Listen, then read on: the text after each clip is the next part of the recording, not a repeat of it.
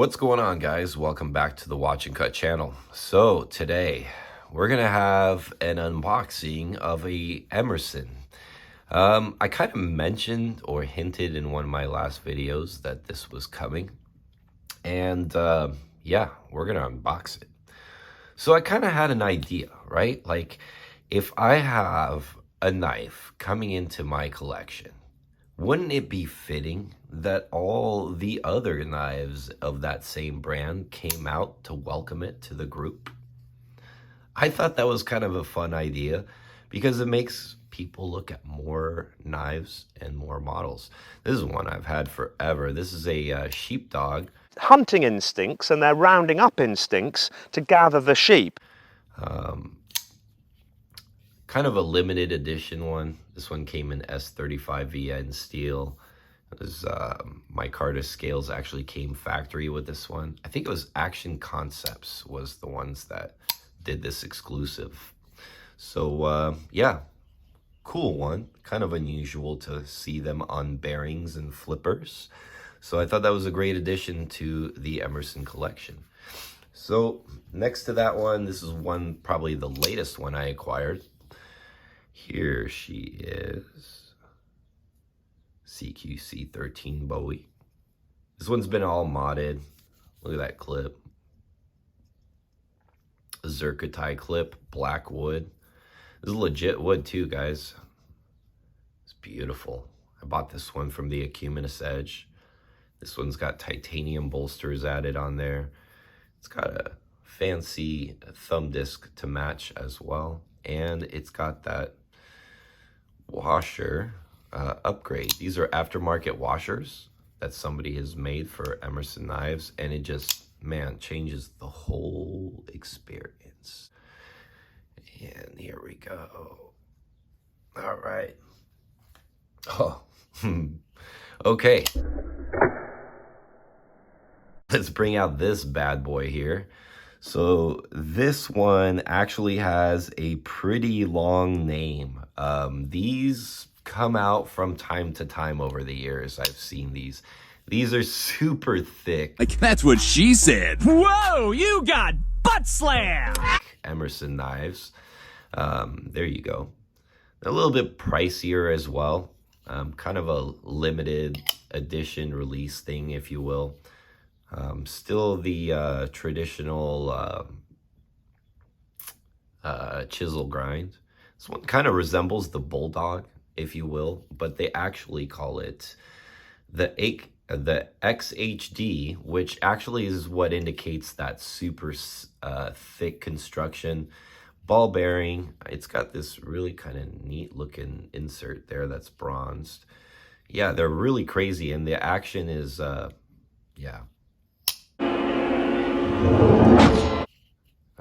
Defies gravity.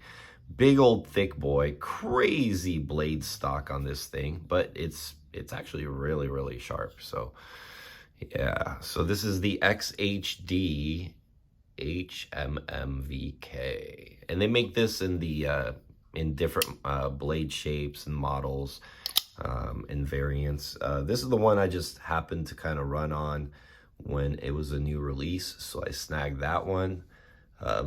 Kind of a crazy looking pry bar thing, if you will. And then the last one to kind of bring along here, this one I acquired from a veteran, a fellow veteran, Army at that. This one has the aftermarket, well, no, it's not aftermarket, it's Emerson, but it's their add-on deep carry clip. And this is the combat fighter system. Really cool knife. I love the blade shape on this guy. It's just got a really nice curve of a nice, you know, kind of a spear or a drop point. And it is a chisel grind, but it, you know, only on the edge portion of it, I guess you could say. You can see how it's got more of an edge on this side. So it's really sharp. It's a signature model, so it's kind of a special one. And then I added a Gray's Precision thumb disc on it as well. So really cool knife, very much like this one. Big shout out to Shane Wilson. He's a fellow veteran and a cool dude with an awesome knife collection. So there's my current lineup. I might be missing one. I can't remember. Doesn't matter. But these guys have joined the party to unbox this one. So this one's going to have a kind of a cool video because it's got a cool name and story. This month's model is a knife called the Hattin, named after a famous battle fought on July 4th, 1187 between the King of Jerusalem and Saladin. And it was fought on a great plain below these mountain peaks called the Horns of Hattin. And since it is a scimitar type blade, the name was befitting the knife. Very dramatic in Ernie Emerson fashion, the Hattin. And if you guys want to see more about it, you can see on his website. He talks about, he's got a little clip about this one, about this particular model. And the Hattin, I think it was named after the mountains, mountain peaks where there was this huge battle in the Middle East, and to kind of commemorate the bravery of the battle and the story, he named it the Hattin. In typical Emerson fashion, you get this Walmart style plastic bag. I really like the box though. The box is really nicely done. It always has that thing on the side. I mean, you don't need to spend a whole lot of money on packaging, but I mean, you know, Ed Kim will give you a nice soft pouch, which is cool because you can throw these around. Or sometimes he'll even throw in a box, you know, like a big fancy box or whatnot. So, you know, Emerson knives, it's what you get with these. So there she is, the Hattin. Now, most of you guys know I'm a huge sucker for Persian blades, and this is going to be no exception. This knife, when I saw the blade shape, I was sold right then and there. You got a 4-inch or 4 something inch. No, I think it's just a straight 4-inch blade. Persian style with a little bit of a swedge grind up at the top, just for a little bit of glare, which I think is cool. Here's the typical black thumb disc. And I like the way they do their thumb discs. As small as they are, they create a lot of grip. I mean, I'll even take little flakes of skin off, which, speaking of that, so does their micarta. You know, it's that rough textured stuff, which, you know, and they got this even crazier like tactical stuff. And this has a great use for perhaps when you're wearing gloves, right? Like this would be great for gloves or wet hands. I get it. But as an everyday thing, these materials will shred your pants because of like the rubbing with the pocket clip. So yeah, they're pocket shredders, they're skin removers. Ew. And they're rough, you know, and tough for some reason, but I don't think they're quite necessary. So I would definitely consider doing some aftermarket scales. I haven't done it to this guy yet, but being that this knife is actually much older, it's just worn down over the years. So it's actually smooth. It's broken in. This thing will do that. You know, I think this is like from 2015 or something like that. It might even be older than that. Can't remember. So you can see kind of what that does over the years. Big difference.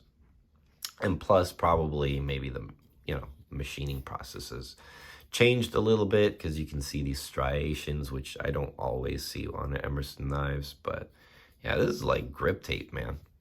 But, you know, in a self-defense scenario, I guess you don't want that blade to slip out of your hands. Now, the next thing for me that kind of shocked me when I got it out of the box, and it probably partially has to do with this little point right here. The design of the handle's huge, okay? Like, that's what she said. The handle's huge on this one too, but you know, now you're a little more proportioned, this one as well. This one, I actually really like the handle on this one. But this one, the handle is huge. Like, and here's what I mean. You know, you close the knife and you definitely have a lot of, I don't know, you got some unnecessary length here. And you know, you got a lot extra going on. So again, in a scenario where you're going to be an operator,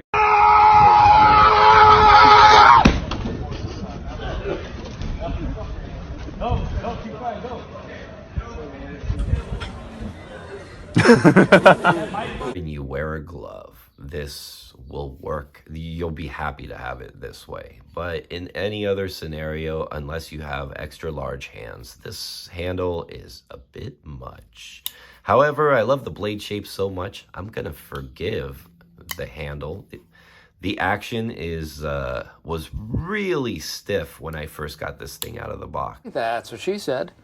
Like very, very stiff. That's what she said. I've actually had it in my possession for probably about a week or so now. And it's gotten much better actually. Now I can actually kind of almost wiggle it and close a little bit, which is pretty typical of what you're going to expect from Emerson's. Remember, these don't have phosphor bronze washers or bearings all the time.